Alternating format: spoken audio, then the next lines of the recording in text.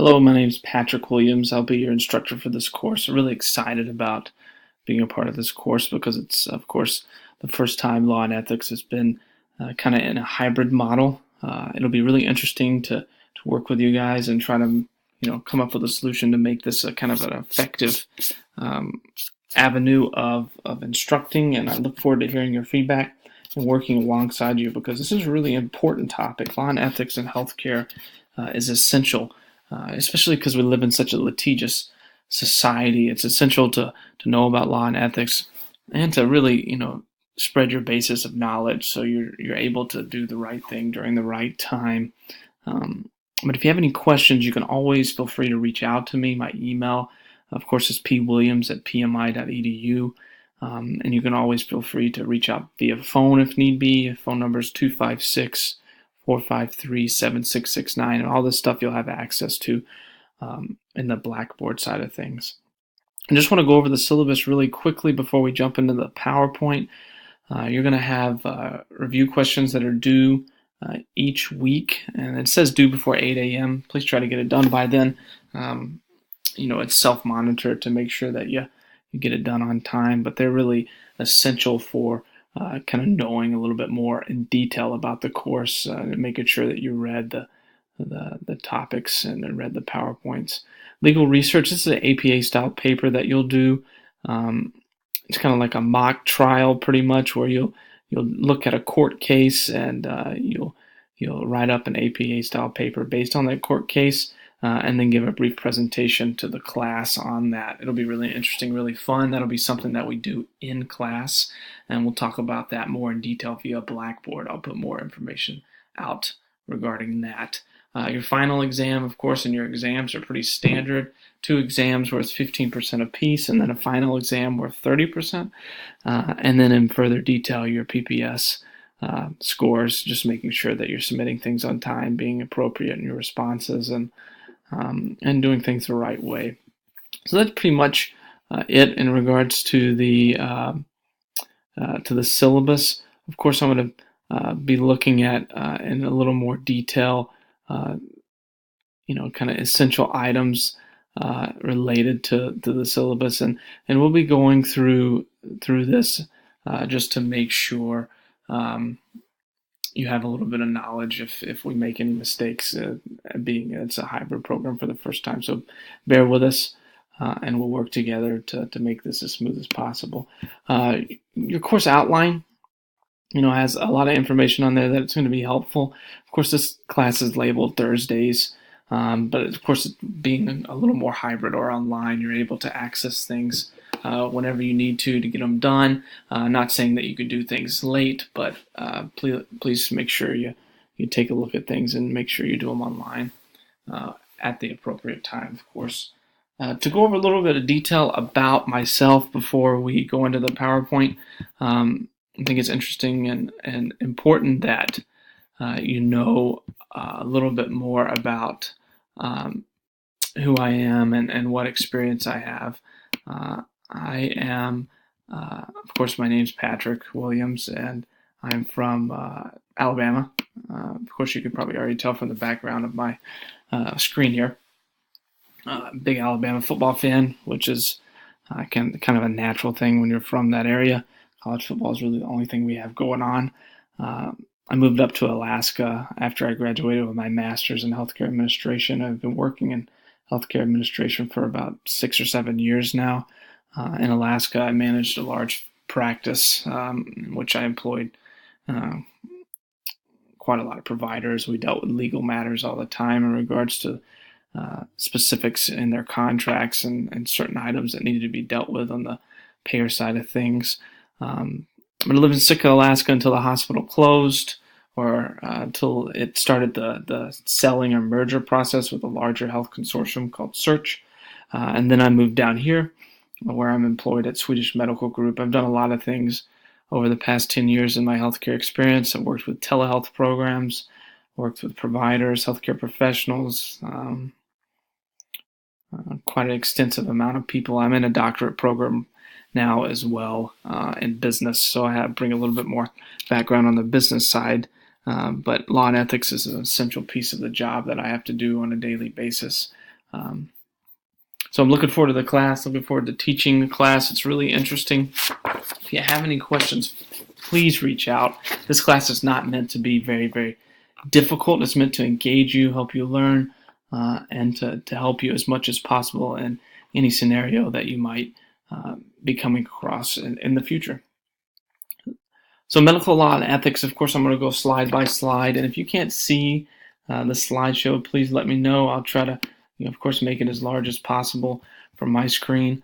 It's hard to make it full screen because it doesn't show up like it should. But medical law and ethics is essential, of course, for everything that you have to deal with on a contractual level and a litigation level in the healthcare field.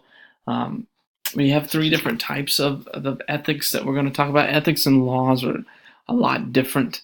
Applied ethics, of course, is a practical application of moral standards that benefit the patient.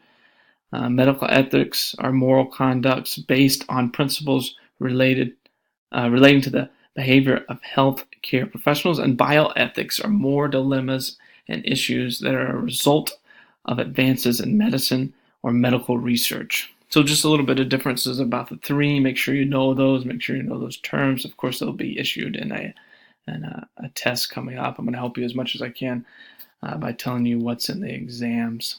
So why do we study it? I think it's important that you know the difference between ethics and laws. If we didn't have laws, then people's interpretation of right from wrong would be different on pretty much every occasion. A lot of people might think something's right, but it's not based on laws. It's important that, of course, that you know the law. It's important that you know how to protect yourself. But from the spectrum of what's ethical and what's not ethical, there's a lot of differences out there. And I think that's why they usually combine law and ethics into one course. Because, of course, you want to say that the law is ethical, and that's important to know.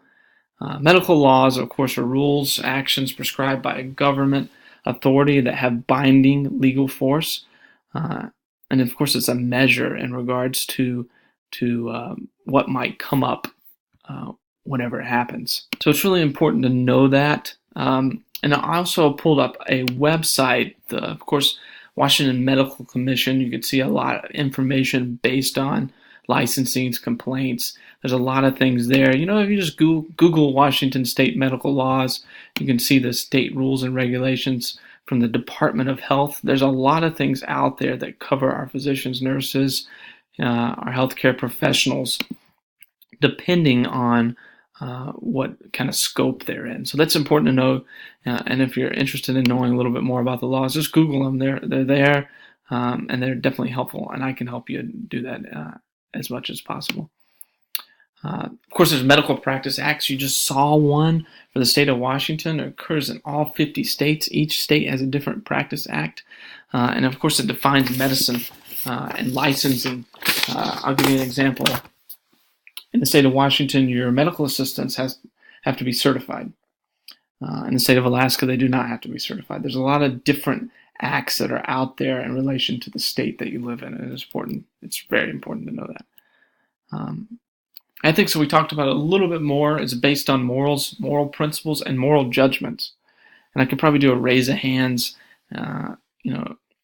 Everyone has different morals. Everyone thinks certain things are right. Justice, of course, sometimes is defined as an ethic. What's just, what's right, what's important for you, what's a part of the ethical dilemma that might be out there that we need to address. It's really essential to know the difference between what's right and what's wrong. And there's usually ethics committees that look at these issues, especially from the healthcare setting, to make sure that we're doing the right thing at the right time. It's really important. Some of the categories of ethics, and this is something that you'll hear about all throughout the course. It's important to know: utilitarianism, rights-based ethics, duty-based ethics, justice-based ethics, and then virtue-based ethics. And we're going to go over each of those in the oncoming slides. Information out there about each of these components.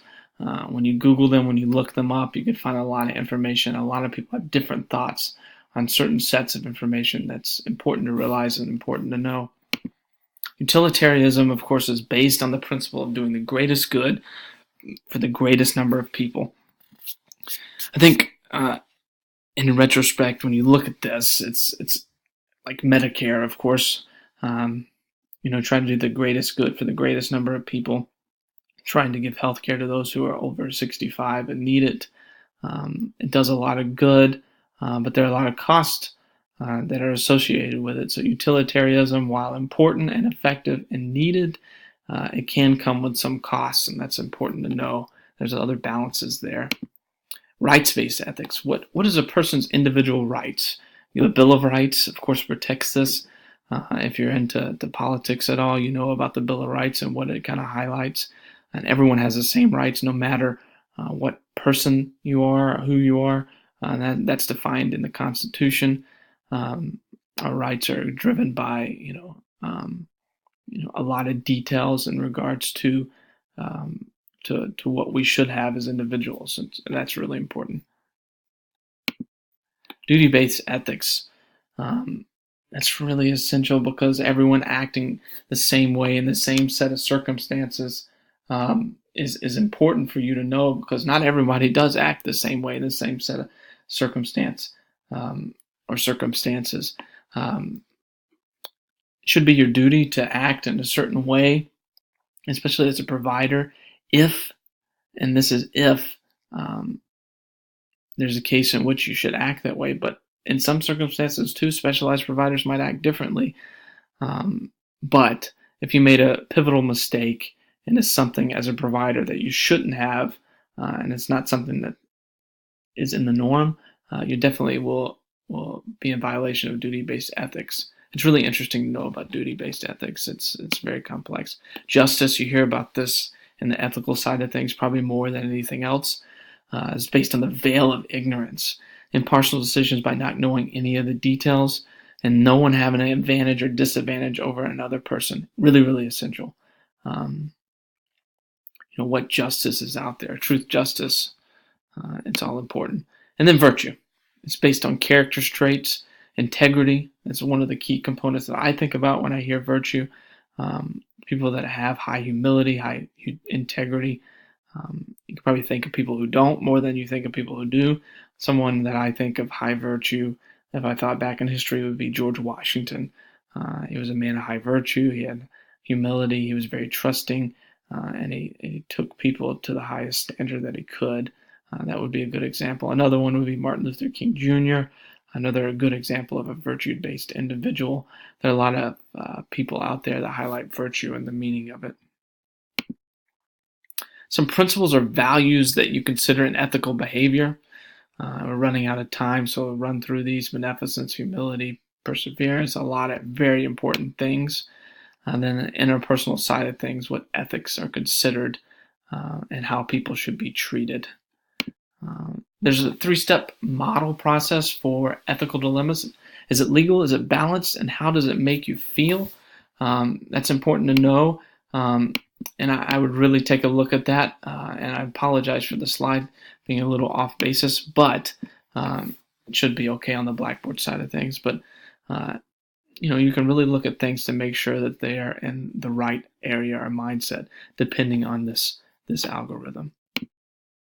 And this is another algorithm that you can use in regards to the provider side of things if you have an issue that you want to address. It's Dr. Bernard's clinical model. That's another model that you can look at for ethical dilemmas. And that is gone into detail there. Feel free to read it if you have time. Bioethics, of course, is known as biomedical issues, and it deals with the guidelines of autonomy, beneficence, non-maleficence, and justice. 4 terms you're going to have to know, very important. Make sure you read them in your book. Autonomy, of course, is people having the right to make decisions about their own life. Beneficence is doing what's best. Doing no harm is non-maleficence. And justice is same treatment. We just talked about that. Ethics, of course, is not how you feel. It's not the same as feelings. It's not emotional response. It's something that's very, very important that you should know about. We highlighted a lot of it here, but it also can be highlighted in the text. Make sure you know about ethics and the details that it envelops. It's very, very important. That's our 15-minute session for this chapter. Feel free to reach out if you have any questions. There'll be more details about tests and where we'll take tests coming up. I appreciate